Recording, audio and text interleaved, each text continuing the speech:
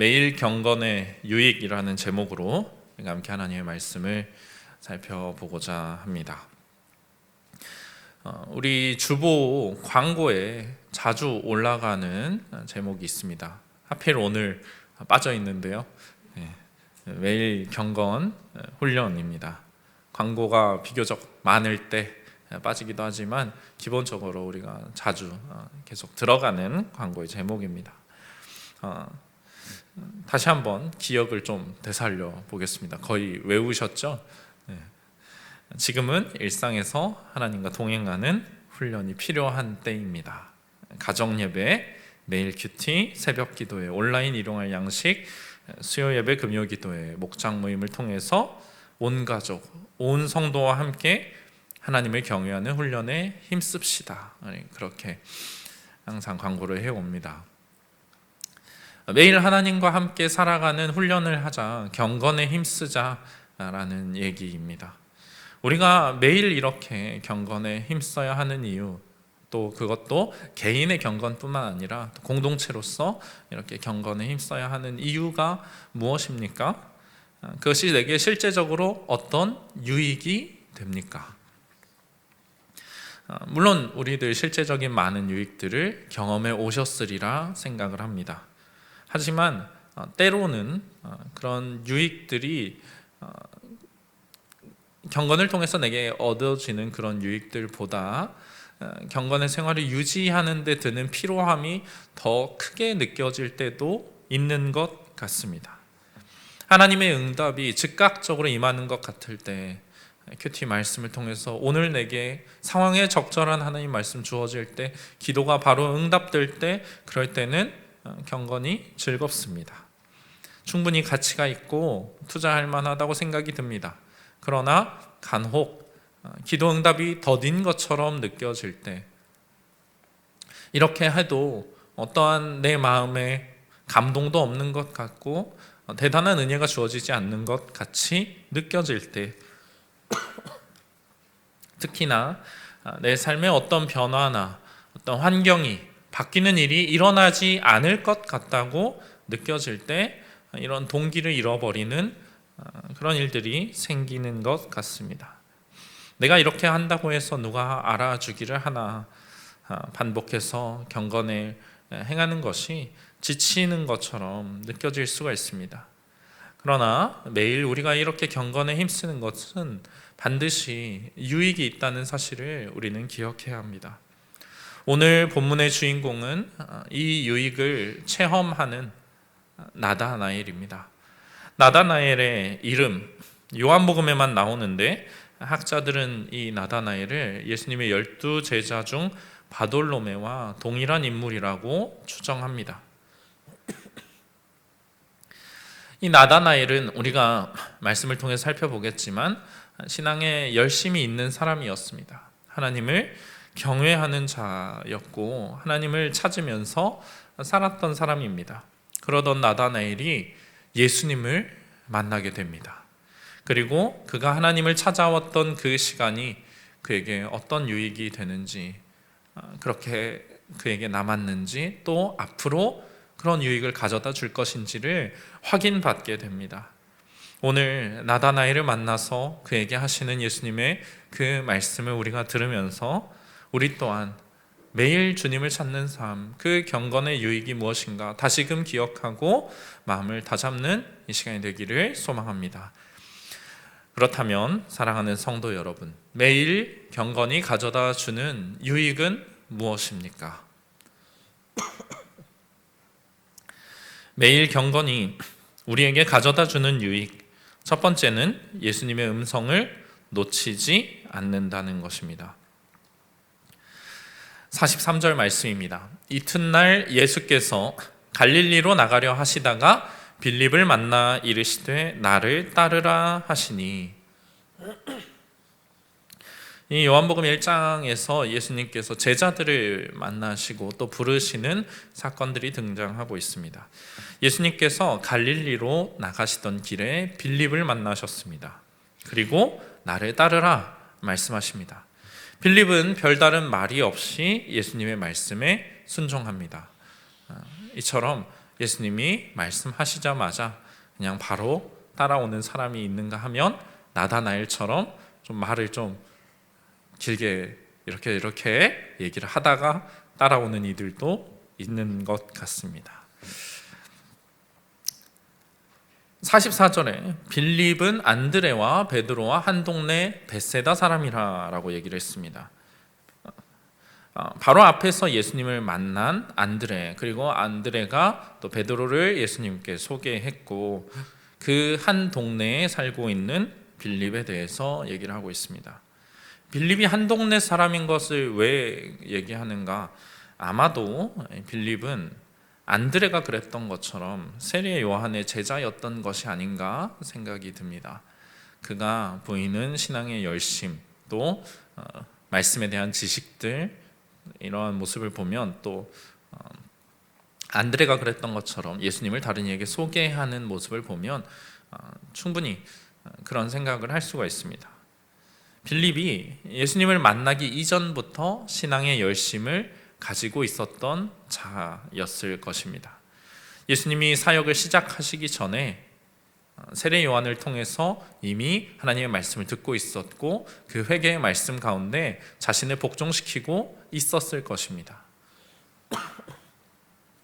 그러니까 어느 날 갑자기 예수님을 만나서 사람이 180도 변한 것이 아니라 이전부터 갈급함이 있었고 은혜를 사모하는 경건한 자였다는 것입니다.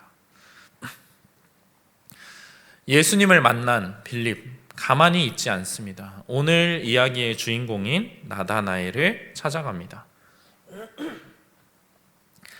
예수님을 메시아로 영접한 사람은 자기 혼자만 예수님을 따르는 것으로 만족하지 않고 다른 이에게 그 사실을 전합니다. 그것이 자연스러운 반응입니다.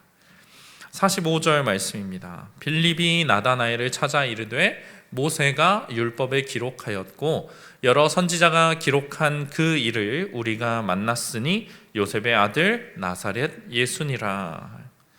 빌립은 나다나엘에게 예수님을 모세가 율법에 기록하니 여러 선지자가 기록한 그이다라고 말하고 있습니다. 예수님이 누구이신지를 빌립은 성경의 근거에서 말하고 있습니다. 내가 기다려왔던, 성경이 증거했고 예언자들이 얘기했던 그 메시아, 그분이 바로 예수님이다 라고 얘기를 하고 있는 것입니다. 빌립이 이 이야기를 나다나엘을 만나서 하는 이유가 무엇일까요? 나다나엘 또한 하나님의 말씀에 관심이 있었던 인물이라는 것을 우리가 알 수 있습니다. 요셉 세례 요한의 제자였는지까지는 모르겠지만 나다나엘은 빌립과 교제하던 인물이고 메시아에 대한 대망을 가지고 있었던 자입니다. 함께 빌립과 같이 율법을 연구하고 말씀을 묵상하던 자였을 것입니다. 그렇기 때문에 우리가 성경에서 찾아왔던 인물, 예언자들을 말을 믿고 기다려왔던 인물을 내가 드디어 만났다고 말할 수 있었을 것입니다. 같이 기다려왔던 그 메시아가 나타나셨고 내 눈앞에 보이셨다는 것을 깨달은 빌립은 가장 먼저 나다나엘을 떠올렸습니다. 그리고 그에게 달려갔습니다. 이처럼 말씀을 함께 묵상하고 나눌 수 있는 사람, 은혜의 일이 있었을 때 가장 먼저 떠오르고 그 사람에게 그것을 나눠줘야겠다 말할 수 있는 사람이 있다는 것은 참으로 복된 일입니다. 이러한 공동체에서 나 혼자 은혜를 받고 어디 나눌 데도 없어서 혼자만 간직하는 것보다 하나님이 내게 이렇게 은혜를 주신 것을 다른 이들에게 막 자랑하려는 것이 아니라 너무나 하나님에 감사해서 또 그 사람도 그 은혜를 같이 누렸으면 해서 나누는 그러한 모습, 정말 아름다운 신앙 공동체의 모습입니다. 우리 모든 목장이 이러한 신앙 공동체가 되기를 소망합니다. 신앙에 관심이 없는 사람이었다면, 나다나엘이 그렇게 말씀에 대한 열심이 없었고 평소부터 경건한 삶을 살지 않았더라면 빌립의 말을 듣고 어떻게 반응했을까요? 내가 율법이 증거하고 선지자들이 그렇게 말해왔던 예수님을 만났다 말했을 때 어떤 반응을 보였을까요? 우리가 많이 겪어봤던 시큰둥한 반응을 보였을 것입니다. 그 열정을 이해할 수가 없는 것입니다. 혼인잔치에 초청을 받아도 거기에 참여하지 않는 이들이 많이 있습니다. 더 중요한 일들이 있다고 생각하기 때문입니다. 나는 밭을 갈러 가야 한다고, 소를 보러 가야 한다고, 내가 돌아보아야 할 것이 얼마나 많은데 그 자리에 가겠냐고 말하는 이들이 있습니다. 교회에서 은혜의 자리 우리가 준비해 놓고 기다릴 때, 또 그 자리에 다른 이들을 부를 때 우리가 어떤 반응을 보게 됩니까? 오지 못하는 이들이 있습니다. 이유가 무엇입니까? 정말 불가피해서 오지 못하는 사람보다 다른 더 중요한 것이 많다고 생각해서 그 자리에 오지 않는 이들이 있습니다. 시큰둥한 것입니다. 은혜를 사모하자. 가서 하나님이 주시는 은혜를 우리가 누리자. 예수 그리스도를 더 깊이 경험하자. 그렇게 말해도 그들에게는 와닿지가 않습니다. 평소부터 은혜를 사모하는 마음이 있어야 그 은혜의 부름에도 응답할 수가 있는 것입니다.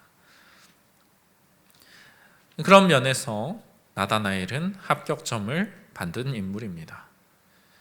빌립은 자신이 만난 그 사람을 요셉의 아들 나사렛 예수라고 말합니다. 빌립도 지금 예수님을 만난 터라서 예수님이 정말 어떤 분이신지까지 나다나엘에게 말해줄 만한 어떤 그런 지식은 아직 없었나 싶습니다. 그래서 예수님의 출신, 그것으로 예수님을 설명하고 있는 모습입니다. 인간적인 예수님의 그런 배경을 얘기하고 있습니다. 46절 말씀입니다. 나다나엘이 이르되 나사렛에서 무슨 선한 것이 날 수 있느냐? 빌립이 이르되 와서 보라 하니라. 나다나엘의 반응은 시원찮습니다. 그가 은혜를 사모하지 않았기 때문이 아니라 이 빌립의 소개를 듣고 약간 마음이 꺾인 것입니다. 나다나엘의 말은 두 가지 의미로 살펴볼 수가 있습니다. 먼저 나사렛 출신의 메시아라는 데서 불신이 확 생깁니다. 메시아는 성경이 증거하는 바 베들레헴에서 나오는 것으로 알고 있습니다. 나다나엘 정도로 말씀을 묵상하는 자였더라면 반드시 그 사실을 알고 있었을 것입니다. 그런데 갑자기 뜬금없이 나사렛 출신의 어떤 젊은이가 메시아라니 믿을 수가 없는 것입니다. 여기서 나다나엘의 기대가 1차적으로 꺾였는데 또 다른 의미도 그 말에 담겨 있습니다.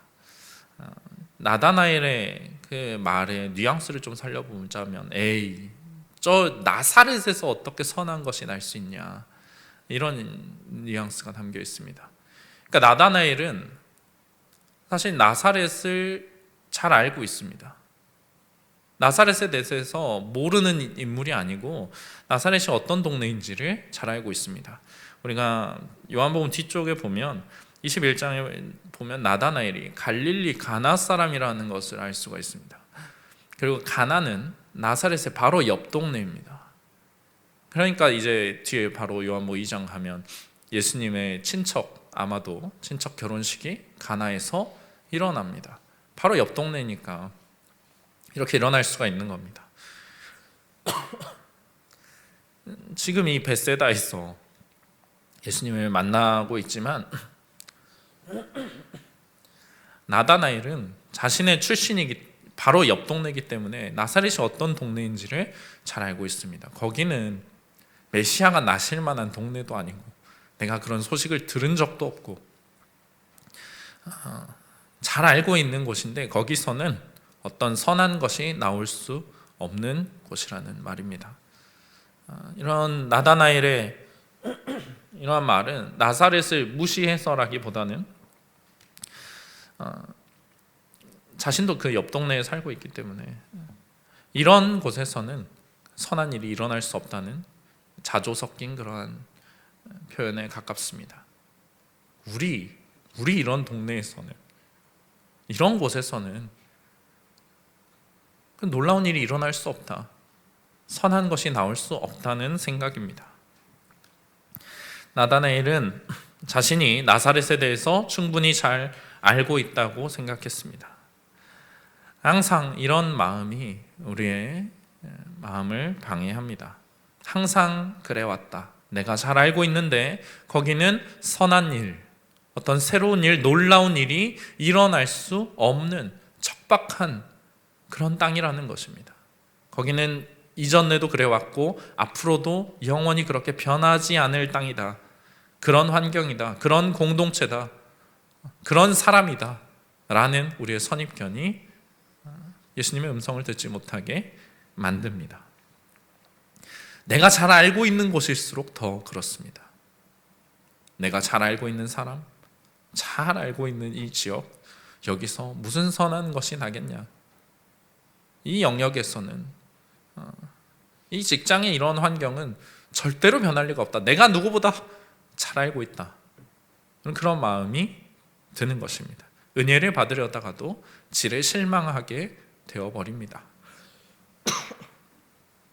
여러분, 하나님께서 완전히 새로운 영역에서 우리에게 은혜를 부어주실 것을 기대하는 것이 더 쉽습니까? 아니면 내가 지금 계속해서 살아왔던, 거기서 멀지 않은 익숙한 그 환경에서 내게 은혜를 부어주실 것이라고 기대하는 것이 쉽습니까? 익숙해진다는 것이 그처럼 무서운 것입니다. 이렇게 나다나엘의 부정적인 반응을 대하는 빌립은 와서 보라 라고 말합니다. 지금 어떠한 미사역으로 예수님에 대해서 잘 설명할 수 없고 빌립이 설득시킬 수는 없겠지만 그분을 네가 보기만 하면, 와서 너의 눈으로 직접 확인하기만 하면 그분이 메시아이시라는 것을 너는 반드시 알을 것이다. 빌립은 그렇게 얘기하고 있습니다. 나다나엘은 빌립의 말을 받아들입니다. 그것이 그의 인생을 완전히 변화시켜 놓습니다. 내 생각으로는 거기서 메시아가 나올 리가 없다 여겼지만, 믿음의 동역자가 같이 메시아를 기다려왔던 나의 친구가 하는 말을 그는 들었고, 또 그가 평생토록 가져왔던 그 메시아에 대한 일말의 기대감이 그를 움직인 것입니다. 믿음의 사람의 말을 우리가 들을 필요가 있습니다. 그 사람의 입술을 통해서 은혜의 음성, 주님의 음성이 언제든지 들릴 수 있다는 것을 우리는 늘 기억하고 있어야 합니다. 그것이 내 생각과 다르게 들린다 할지라도 말입니다. 또 내 생각이 틀릴 수 있다는 것을 인정할 수 있어야 합니다. 나다나엘이 기대했던 것처럼 베들레헴에서 명망 있는 집안에서 제사장 출신의 어떤 그런 선지자가 기대할 만한 그런 인물이 나왔다고 들었더라면 당장 뛰쳐나가지 않았겠습니까?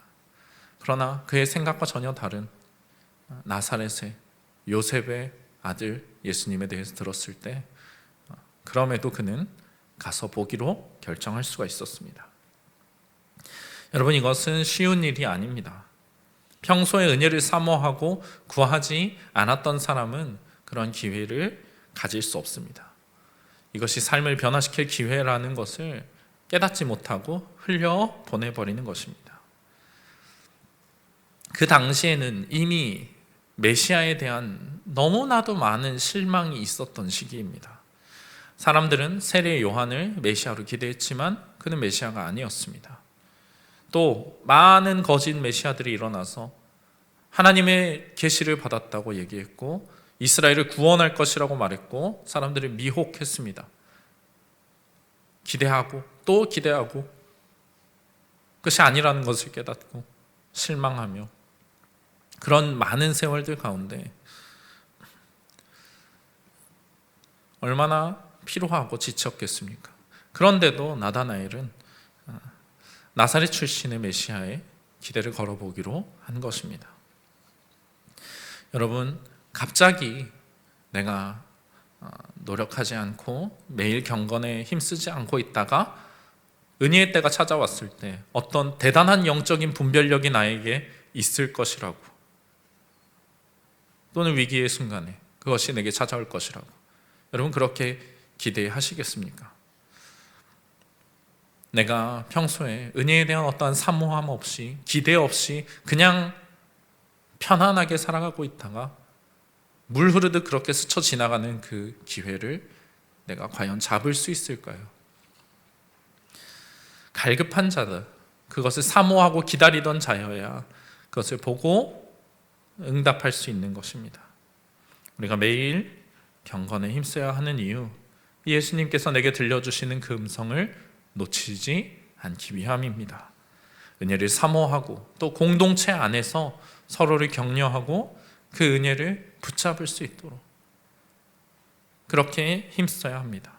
그렇게 할 때 우리가 그 은혜로운 음성, 우리를 초청하시는 주님의 음성을 듣고 우리가 가야 할 그 자리로 나아가게 될 줄 믿습니다. 다음으로 매일의 경건이 우리에게 가져다 주는 유익은 무엇입니까? 우리 속에 간사한 것이 없어진다는 것입니다. 우리 속에 간사한 것이 없어지게 된다. 47절 말씀입니다. 예수께서 나다나엘이 자기에게 오는 것을 보시고 그를 가리켜 이르시되 보라 이는 참으로 이스라엘 사람이라 그 속에 간사한 것이 없도다 말씀하십니다. 예수님께서는 나다나엘이 자기에게 오는 것을 보시고 그 속에 간사한 것이 없다, 참으로 이스라엘 사람이다 말씀하십니다. 간사한 것, 돌로스라는 표현은 거짓, 속임수를 의미합니다. 예수님을 잡아 죽이려는 대제사장과 서기관들의 흉계를 표현할 때도 이 단어가 사용이 됐습니다. 여기서 예수님께서는 나다나엘을 야곱과 비교하고 계십니다. 여러분, 야곱은 어떠한 자였습니까? 속여서 빼앗는 자, 사기꾼, 그런 불명예스러운 전적이 있는 자입니다. 아버지, 형을 속여서 복을 빼앗았습니다. 여기에 사용된 속이다는 표현이 구약 성경에서 사용된 그 표현이 70인경에서 돌로스와 같이 비슷한 단어로 번역이 되었습니다. 야곱이 간사함을 가지고 있었고 그것으로 아버지를 속여서 형의 복을 빼앗았다는 것입니다. 그렇게 간사했던 야곱에게 하나님께서는 새 이름을 주셨습니다. 이스라엘이라는, 하나님과 겨루어 이겼다는 영광스러운 이름을 주셨고 그의 후손들이 그 이름으로 불리게 하셨습니다. 그가 더 이상 이제 속여서 자기 것을 취하는 간사한 자가 아니라 하나님을 붙잡고 늘어지고 하나님을 의지해서 복을 받는 자, 그것을 구하는 자가 되도록 하셨습니다. 예수님께서는 지금 나다나엘, 네가 그 이스라엘의 취지를 잘 물려받은 참 이스라엘이다, 참된 이스라엘인이다 라고 말씀하고 계시는 것입니다. 칭찬해주고 계십니다. 여러분, 우리는 이러한 칭찬을 받을 수 있을까요?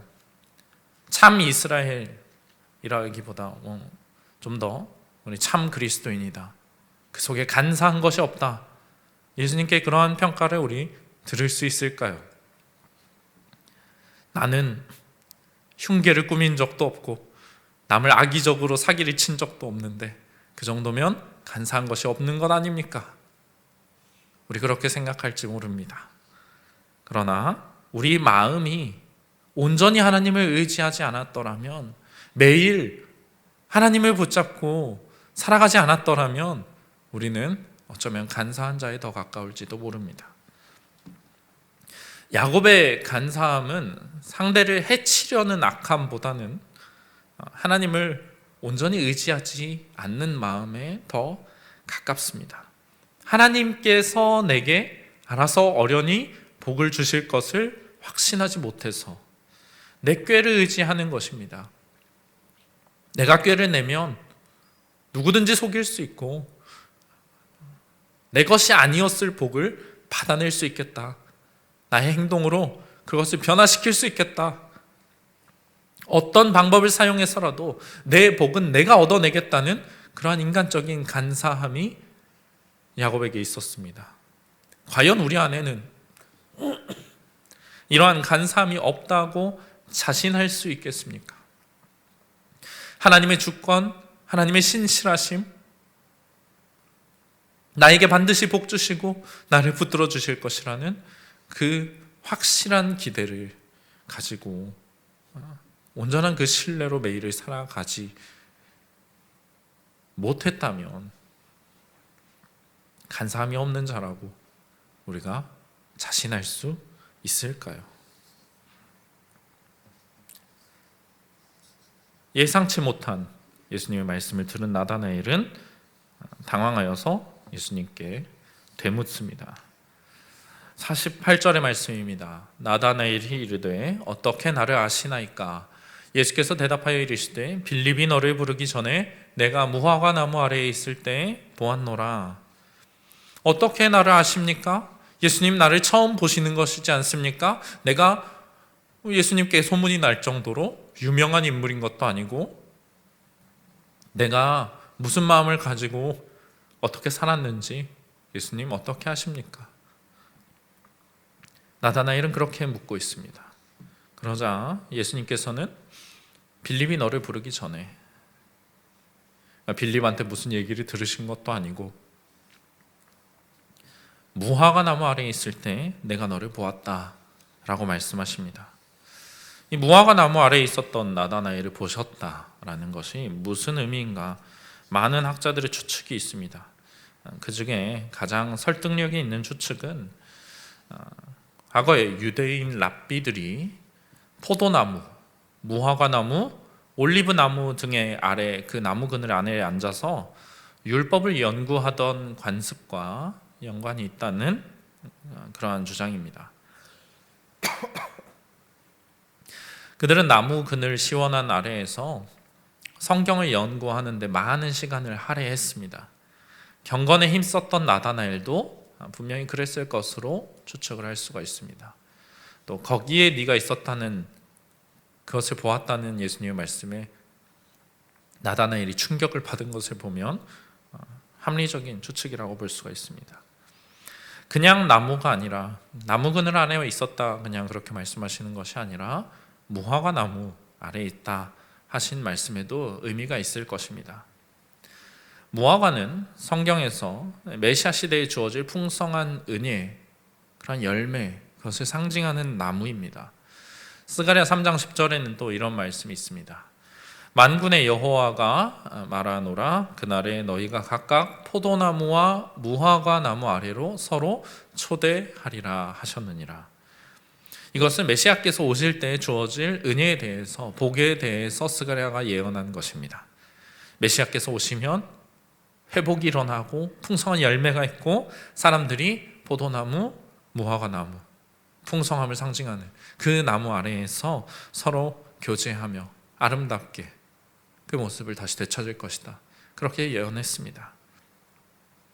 여러분, 무화과 나무 아래에 있었던 나다나엘은 분명히 거기서 성경을 읽으면서 오실 메시아를 기다리고 있었을 것입니다.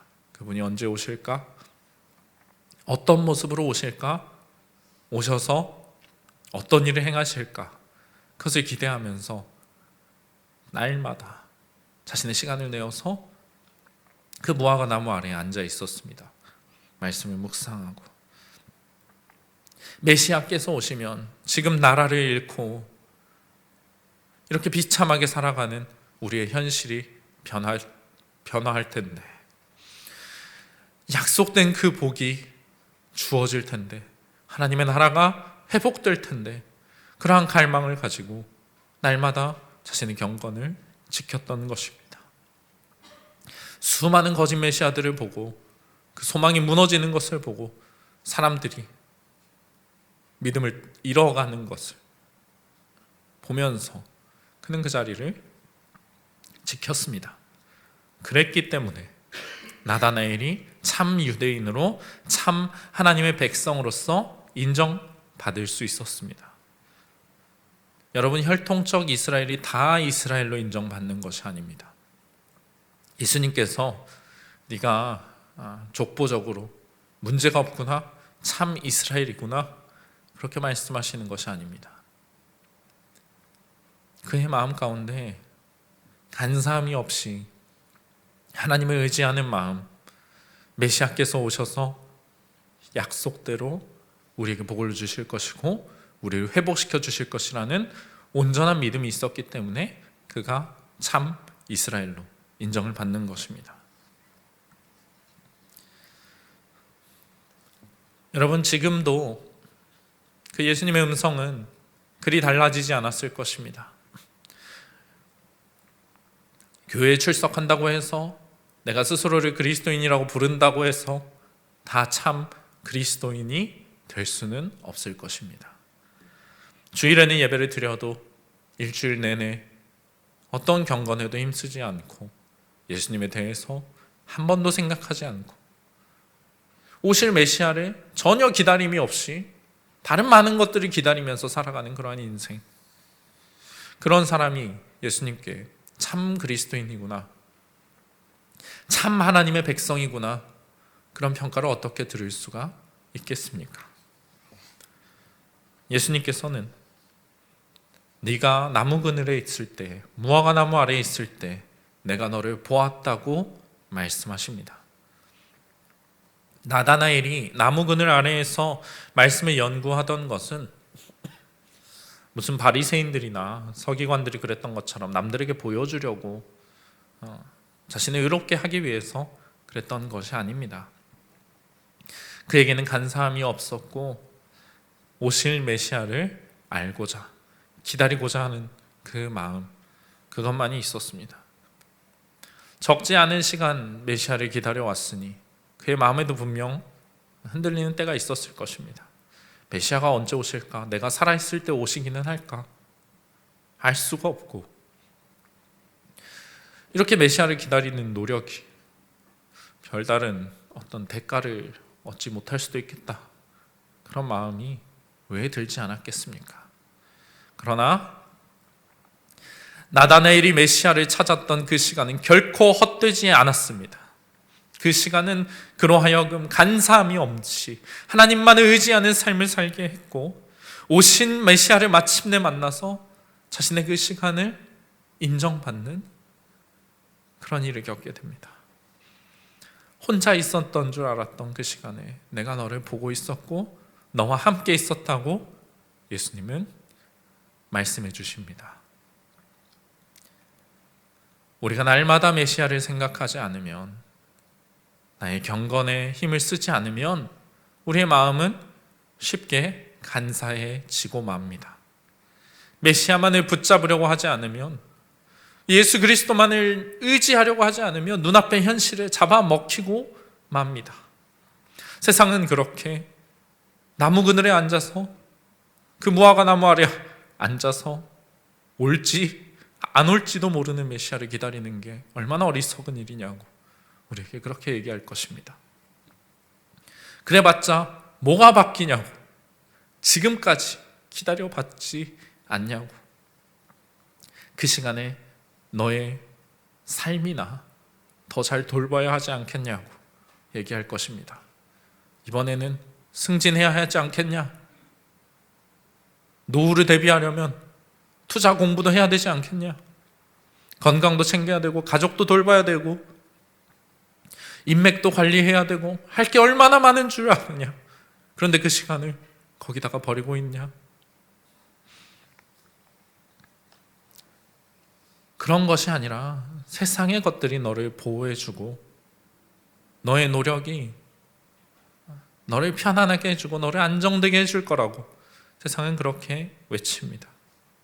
과거나 지금이나 동일한 그 외침, 물론 중요한 일들이지만, 필요한 일들이지만 그것들만으로는 내 삶에 필요한 모든 것을 채울 수 없고 내가 진정으로 바라던 그 참된 평안을 나에게 가져다 줄 수 없다는 사실을 나다나엘은 알고 있었습니다. 우리가 그러한 속임에 속지 말아야 합니다. 무화과 나무 아래에서 보내는 그 시간을 포기하지 마시기 바랍니다. 하나님의 그 말씀 앞에,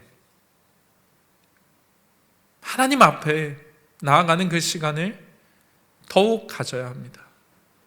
그 시간이 헛된 시간이 아니라 나 혼자 있을지 없을지도 모르는 유익을 기다리며 그냥 보내는 무의미한 시간이 아니라 그때 예수님께서 나를 보고 계시고 내 속에 간사한 것들이 없어지고 참된 그리스도인으로 내가 세워져 가는 시간인 줄 믿으시기 바랍니다. 말씀 앞에 내 삶이 낱낱이 드러나고 녹아지고 내가 숨겨왔던 그 간사함들이 드러나서 내가 여기서 하나님을 의지하지 못했구나. 내가 여기서 하나님보다 다른 것들을 더 사랑하고 있었구나. 그것이 드러나 그리고 제하여지는 그런 귀한 시간이 될 줄로 믿습니다. 그때 예수님께서 우리를 보고 계시고 알아주시고 칭찬하여 주실 줄 믿습니다. 마지막으로 매일의 경건이 우리에게 가져다주는 유익은 무엇입니까? 하늘과 연결된 삶을 산다는 것입니다. 49절의 말씀입니다. 나다나엘이 대답하되 랍비여 당신은 하나님의 아들이시요 당신은 이스라엘의 임금이로소이다. 나다나엘은 무화과 나무에 있던 자신을 보았다는 예수님의 말씀에 충격을 받았습니다. 그거는 그냥 나올 수 있는 말이 아닙니다. 예수님께서 동네를 지나다가 나다나엘을 보셨다고 그렇게 또는 찍어서 그렇게 할 수 있는 말이 아닙니다. 그 나다나엘이 무엇을 바라고 지금까지 살아왔는지 그 핵심을 관통하는 예수님의 말씀이었기 때문에 나다나엘은 이분은 메시아시라는 것을 깨달았습니다. 나다나엘은 예수님을 하나님의 아들이라 이스라엘의 임금이라 고백합니다.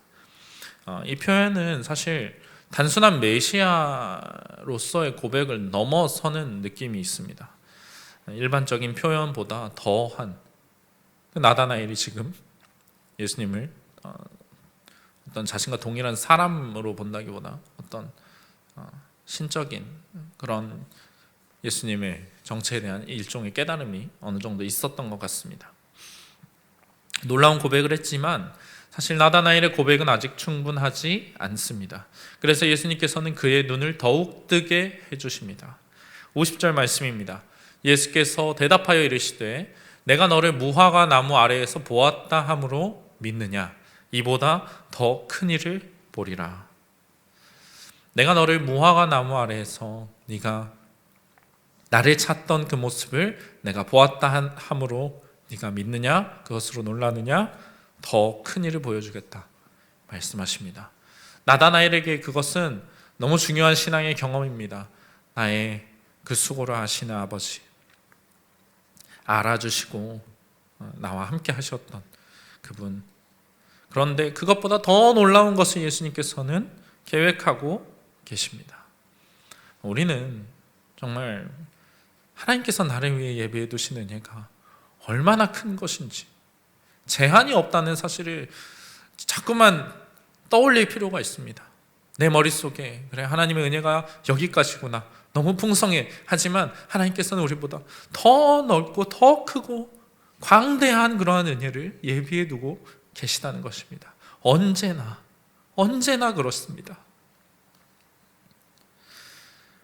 내 믿음의 싸움과 그 경건의 시간을 다하시는 하나님, 그러나 그것보다 더 크고 위대한 일을 이루시기 위해서 예수님께서 이 땅 가운데 오셨습니다. 51절 말씀입니다. 또 이르시되 진실로 너희에게 이르노니 하늘이 열리고 하나님의 사자들이 인자 위에 오르락 내리락 하는 것을 보리라 하시니라. 다시 한번 예수님께서 야곱의 이야기를 불러오십니다. 에서를 피해서 하란으로 도망치던 야곱, 두려움에 빠져 있었습니다. 그런 야곱은 베델에서 하나님을 경험합니다. 살아계신 하나님을, 그 임재를 야곱이 경험할 필요가 있었던 것입니다. 지금 하란으로 도망쳐서 다시 돌아올 수 있으리라는 보장도 없이 약속의 땅을 떠나는 이 야곱에게 하나님께서 그런 은혜를 부어주십니다. 하나님께서 야곱이 꿈에 사닥다리를 타고 하나님의 사자들이 오르락 내리락 하는 것을 보게 하셨습니다. 야곱은 그곳을 베델이라고 이름합니다. 하나님의 집이요 하나님의 문이, 하늘의 문이라, 그렇게 이름을 붙였습니다. 지금 예수님께서 그 이야기를 떠올리게 야곱의 모티브를 계속 사용하고 계시는데, 여기서 진실로 진실로 이르신다 얘기하십니다. 아멘 아멘이라고 사용하셨는데, 예수님의 이어지는 말씀을 강조하는 것입니다. 이 이야기가 얼마나 중요한 것인지, 예수님의 핵심, 사역의 핵심, 그것을 보여주는 말씀이라는 것을 우리가 알 수 있습니다. 예수님께서는 하늘이 열리고 하나님의 사자들이 야곱의 때와 같이 오르락 내리락 하는 것을 보게 될 것이라 하시는데, 다른 점은 야곱이 보았던 것은 사닥다리 또는 계단이었던 그런 것을 오르락 내리락 하는 사자들의 모습이었는데, 지금은 인자 위에 하나님의 사자들이 오르락 내리락 하는 것을 말씀하고 계십니다. 야곱 이야기에서 이 사닥다리는 하늘의 하나님과 땅에 있는 야곱을 연결하는 것이었습니다. 하늘과 땅이 단절된 공간이 아니라 연결되어 있음을 그 사닥다리가 보여준 것입니다.